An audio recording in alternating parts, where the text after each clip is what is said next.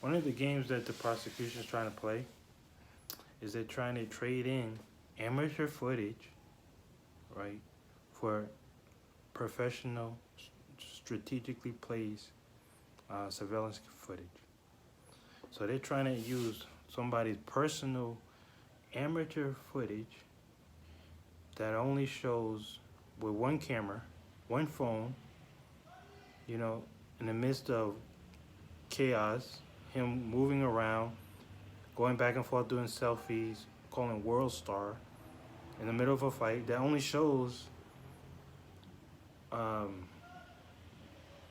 20% of what happened. Doesn't show the whole fight. It just shows me already engaged in a fight. Doesn't show what started the fight. And this is what the prosecution is trying to use as key evidence. So they're trying to bypass six professionally, strategically placed surveillance videos, right? And use one amateur cameraman, amateur footage, going back and forth, World Star, back and forth, selfies, and all different. They're using that amateur footage to replace 6 professionally placed cameras that not only show the fight, but shows what led up to the fight. So it shows 100% of everything that happened from the moment I set my foot on the turf of 7-Eleven, in the moment the other guy set his foot on the turf of the 7-Eleven. And using the surveillance video, number one, answers the questions, what was my purpose at the 7-Eleven that night? It also answers the question, what was his purpose? The gunman, the criminal, who I call the gunman because he came at me with a gun, the day after he was stalking me, came at me with a gun, but I was fortunate enough to get out, see him coming and get a head start to get away.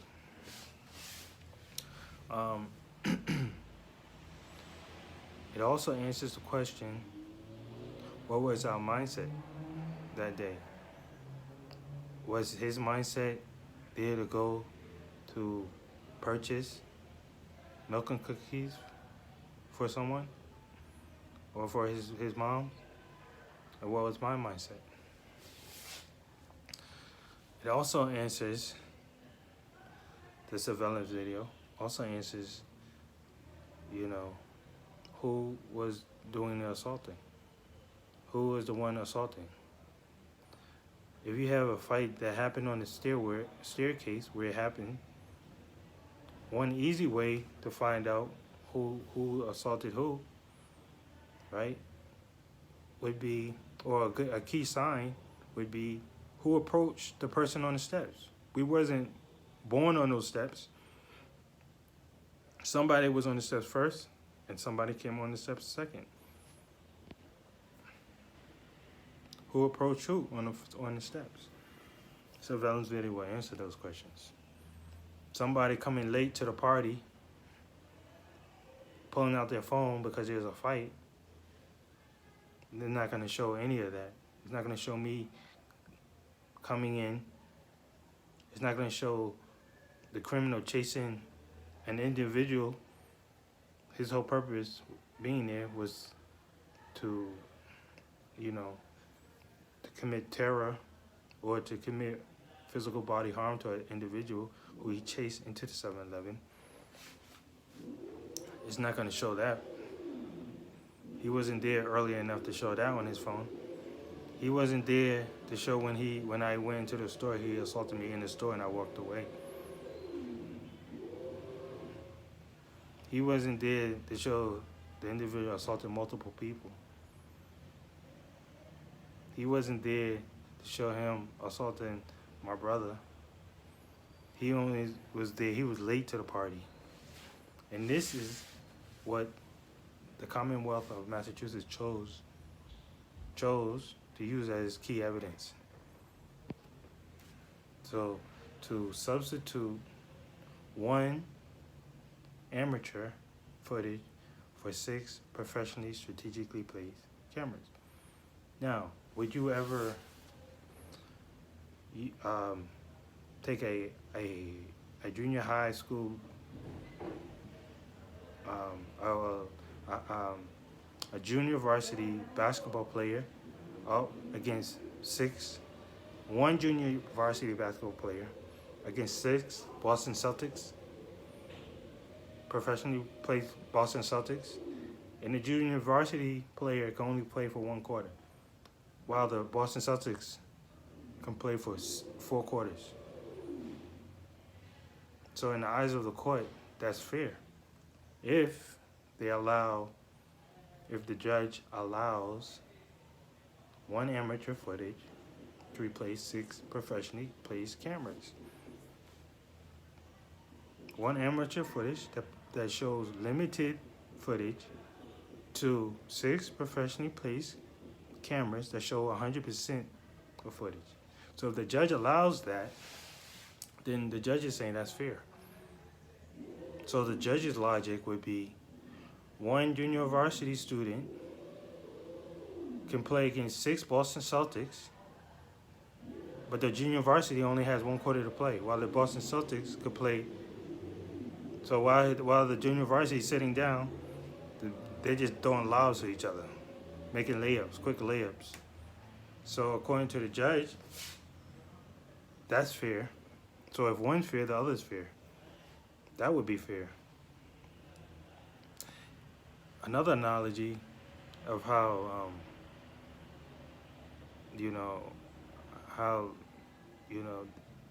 this court case is full baloney. If you had 6 people sitting at a table of different races, 6 people of different races sitting at a table, and one of the races, and there was a fight broke out, right? You had 6 people sitting at a table, and there was a fight. One of the people, right? If I was to tell you one of the people at the table, one of the persons at the table, and I'll name his color, was a black guy, and he is always getting into fights, right? And you don't know any other information about the 6 people, but there's one person he's black, and he's sitting at the table, and he's always getting a fight. So if I was to say there was a fight that broke out at this table where there's 6 people who were eating lunch, and there was a fight that broke out. You don't know any information about any of the other 5, but you do know the information of one of them, that he's always starting fights, and he's black. Would you assume it was the black guy that started the fight? Naturally, you assumed it, right? Because he's always, and none of the other ones start fights. None of the other ones are known to start fights. You would assume it was the black guy, who started the fight, right? Normally, rationally. Right? But what if I told you, you might say that, and that might be logical. But if you ask that same question to a racist, right? Who started the fight? A professional racist who makes a living off of locking black people up. He's professional at this. May not come to that same conclusion. He might ask another question. And his question might be, are there any more blacks at that table?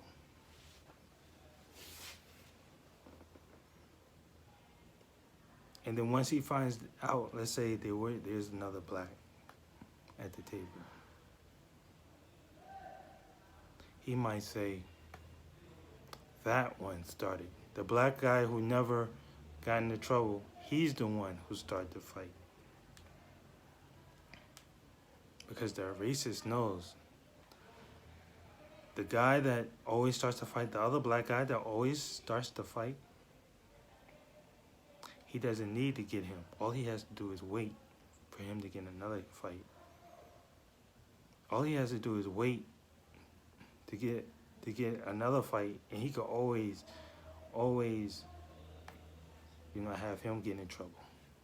But the other guy, if he says he started the fight, he gets in trouble, and then eventually he'll get the other one in trouble. That's how a racist thinks. That's how a professional racist, someone who looks to profit off of black on black violence. That's how they think. Now, if I told you that out of these 5 people or 6 people at the table, and you get to choose one to see, and you get to choose one, and there's only one right answer. At the end, once you choose it, we will give you you get to change your answer, and we will give you, in the back of the book, we'll give you the answer. We will give you the answer, but you have to find it in the back of the book. You will get the answer, and you can change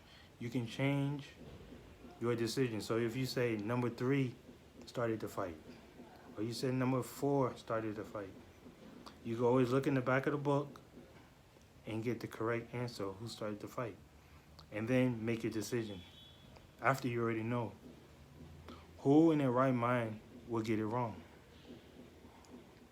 Who in their right mind will get it wrong? So now we have this situation where it's not 5 or 6 people who we have to figure out who started the fight. It's only 2 people. It's only 2 people. And the answers is in the back of the book in the form of a surveillance video. Why is it so hard for the judge?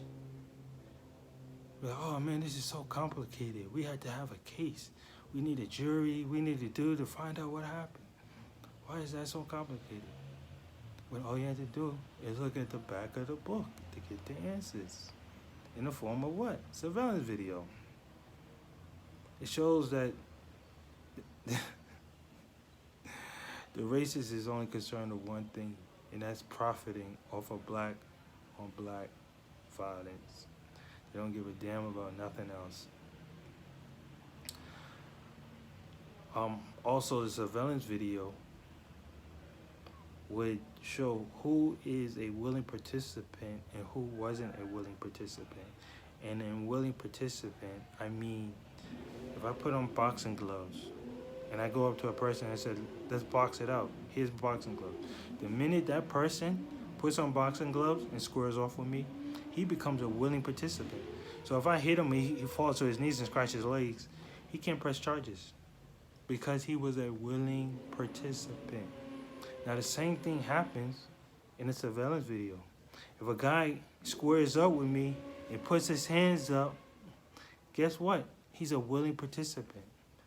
But guess who's not a willing participant? Me, if I'm being assaulted. If I'm being forced to fight this guy, I'm not the willing participant. Right? So, surveillance video will show who put their hands up first. Who put their hands up first? The one who put up his hand first, he becomes a willing participant, which means he can't press charges.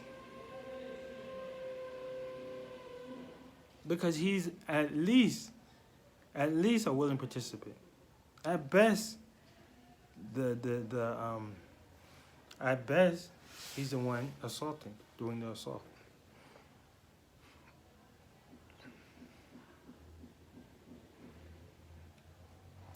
So the surveillance would show who was the willing participant. The surveillance video will show this.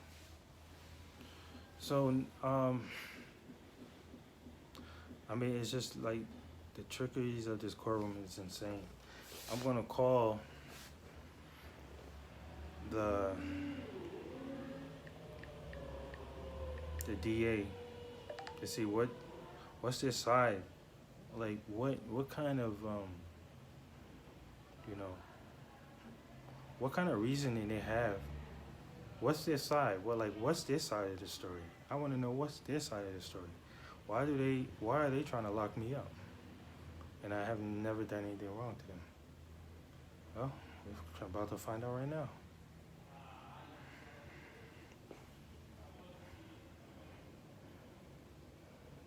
Thank you for calling the Dorchester Division of the Boston Municipal Court, located at 510 Washington Street in Dorchester.